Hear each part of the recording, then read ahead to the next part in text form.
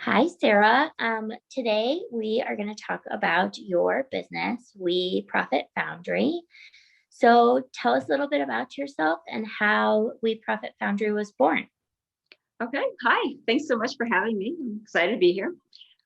So We Profit Foundry is a business I started about a year ago to help women entrepreneurs understand and enjoy money. I had a background. I started out in the finance and accounting world, went to business school, was a CPA for a long time, and hated it. I was like, I was really good at it, but I hated it. And I fought it for so long, started other businesses, did different things. And what I found was I really love business topics, business stuff, running a business, Mhm. but I don't want to like be mired in the numbers. But what I also found was from all the women I met so many women running really cool businesses, but who didn't feel comfortable with the money. Like they were hiding from the numbers and avoiding them and dreading them and thinking that it was going to be the end of the world. Kind of like when we're sick and we're like, I don't want to go to the doctor because I might find out the bad news instead of like, Mhm. I'm going to go to the doctor and find out how I can really help myself. So what I did was took all the stuff I learned from being an entrepreneur and all the stuff I knew from finance. And then I found coaching and combined all three of those. And I was Mhm. like, this is We Profit Foundry. This is the answer for women who are terrified of numbers, but want to do big things in their businesses. And the goal is to, make women feel financially confident, have the Mhm. tools they need, both, the physical tools of money and finances and stuff, but also like the belief in themselves and the mindset to manage the things. So that's where We Profit Foundry came from. Um, that's so awesome. And I think I shared that we're trying to highlight financial literacy this month. And so when I found your business, I just thought that this was going to be perfect. Um, what, how would you describe your perfect client? So my perfect client is basically any woman who runs a business. It's kind Mhm. of broad. I know. I'm like, Yeah. eventually, we'll probably find someone that's really, really perfect. But essentially, I can help you if you are a woman running a business and you want more. Like, usually, I tend to help moms. I don't Mhm. necessarily like, I'm not going to be like, you're not a mom, I can't help you. But a lot of the women I help are moms. They're doing several different things. They're wearing all the hats in their business. They want more. Like, it's women who have started a business because they want like control, some sort of freedom, some sort of control over their schedule. They have these big plans, these big visions. They want to have an impact on their community. It's like purpose driven, heart driven entrepreneurs, but there's something holding them back and they're just miserable because it's like there's so much going on, I can't deal with it all. Like there's not enough time, there's not enough money, I need somebody to help me, is kind of like where they're coming from. And I'm like, this is what we do. Like, we take Mhm. all your beautiful dreams, all of your horrible fears, and we make them work together so that you can glow and be exactly what you envisioned when you started your business. Because, it's like we have this vision, but like, we're here. We know we want to be here, but it's like this invisible, how do we get there? And that's, I come in with helping you see that clear path to get there. That everything that you're saying is so true, and 100% why I got into the real estate industry and didn't realize how entrepreneurial it really was. And that with the flexibility that I was craving and the control, that there are a lot of struggles that come with that. So I think it's so amazing, the work that you're doing as a mom and a female business owner. I understand all of those struggles. What has your experience been being an entrepreneur and business owner in Cleveland? It's been great. I moved Mhm. here about almost 5 years ago from the DC area. And I've got to say, I really love the climate here. Like the women, we're not, it's like a let's build each other up environment. Like I found a lot of very receptive groups. There's always someone new and interesting to meet.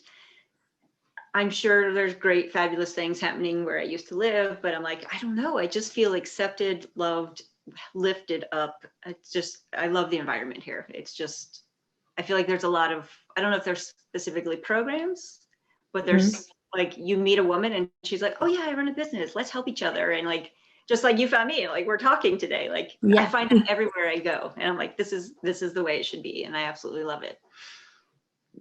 that's so exciting. And yeah, I think being able to feel like you can reach out to fellow business owners and have them be receptive to talking to you and helping you. And through doing our business owner series, that's what we found too. And it's been really, really fun to see that and kind of just expand into the community a little bit. So I have a stat that I think is really exciting. According to the National Association of Realtors, in 2020, 19% of home buyers were single females, compared to 62% were married couples and 9% were single men. I think this is really exciting. I've worked with um, some of my best clients, my favorite clients have been female investors or women who were doing their first house on their own. And it's just really cool to be a part of that. But I'm curious if you're seeing a shift, especially in the women that you're working with, about how they're approaching these major financial decisions. Buying a house is a one of those big financial decisions. Are you noticing a shift at all in your business? I think it's like women are realizing I can make these decisions. I don't need to wait for someone. I don't need a husband. I don't need a brother. I don't need a dad. Mm-hmm. They're asking questions, just realizing that they can do these things on their own. Mm-hmm. Like I was talking to someone, I don't even remember what we were talking about, but I was like, oh yeah, I bought my farm by myself. My husband wasn't on that mortgage at all. And they're like, oh my gosh, really? And I was like, yeah, you can do that. Like that's, you don't need permission. Yeah. You can get a job, you can have a business, you can do these things. And just like in the nature of the questions, like women are looking more long-term, Mm-hmm. like seeing that, oh, hey, I need to step up and take care of myself because I don't know the number, but there's another statistic, speaking long-term of like, women are way more likely to end up alone and in poverty in old age than men are because Mm-hmm. of what we've done, not looking forward. We're like, oh, someone will always take care of us. But I'm Mm-hmm. seeing women, probably because I work with a lot of business owners, but yeah, they're definitely looking long term, like, oh, this is nice, but I need to start paying myself more, and I need to make these longer term strategic decisions. Like usually my clients come to me like, hey, I'm kind of getting there, but this business is not sustaining itself. Like, Mm-hmm. I'm tired. I hate my business. This is not why I got into this. And it's not working financially. And it's kind of like, oh, because, we're just making decisions the same way. So it's like, yeah, waking up, becoming aware, Mm-hmm. taking that power for ourselves and not going and relying on somebody else anymore. So that's the biggest shift, I think, is just bringing Mm-hmm. it back into ourselves. Yeah. And I think for a real estate industry, I think that actually is going to change the way that we do business a little bit, because I think that the things that are important to women, I think they make decisions differently. And so it's really service based. I feel like a lot of women make decisions based on their gut. And I think feeling out the process, that's been my experience. And so really making sure you're like service minded, and that the experience is going to be a good one. It's not just about like getting the business done, it's about the journey of getting there. Right. So I think that makes a big difference. Um, okay, so as far as financial literacy goes, that's our theme for this month.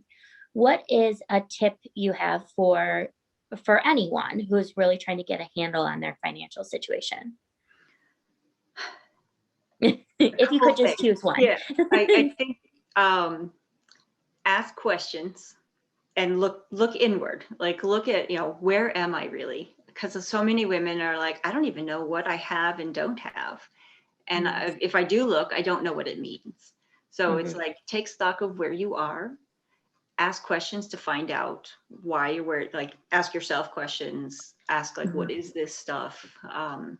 Just taking the time to build awareness, and then like, what do you want? Because that's the other Mhm. question people don't ask themselves, particularly women. Like, how much money do you want to make? Like, how often does someone ask you that when you're a kid? They're like, what do you want to be? And don't you Yeah. want to wear makeup? Or, you know, pointless things that don't help us financially. Mhm. So yeah, just encouraging you to just take stock of what do you have and what would you like to have, Mhm. and start there. And knowing that I always tell people, ask questions. You have that right. Because it's so often that people treat women like they're less than when it comes to Mhm. financial things. And that's the biggest thing I want women to understand is like, you aren't less than, you're actually probably better than. So take Mhm. that and run with it because you deserve it. Yeah, and I think that I'm guilty of this too, um, in my profession, that I do this every day, and so sometimes I forget that this is not old hat for Mhm. buyers, and so that could be the same with any financial um, decision or institution. Asking those questions and knowing that there aren't stupid or silly questions. That a lot of times it brings your provider back down to back So, down to okay. earth and slow down Mhm. a little bit, explain the process. And I think it's good to ask for what you want, because if you don't, then it might just never get answered. So um, Exactly. I think that's great advice. Okay, so my last two questions are kind of just fun ones. I saw on your website that you live in a century home. I do also. It's very old, currently getting a new boiler of all things. So tell me, do you have a tip for any buyers out there looking to buy an older home? Well, I've actually bought a lot of houses so far in my life. And I would say get inspections. Don't get caught up in the romance of the potential. I always do. I'm like, we could do this and we could do that. And always expect the unexpected, especially with an old house. Like there's always something happening behind those walls, behind under the floor, things you don't expect. Yeah. So it's like um, yeah, for plan for sure. extra. That is definitely always the case. You open one wall and there's a million other projects. That is really great advice. And always, no matter what the age of your property, get a home inspection. Yeah. um, Even if you okay. don't And use it, like just even if you don't use know. it, you should have it. Okay. And then tell me your favorite Cleveland business.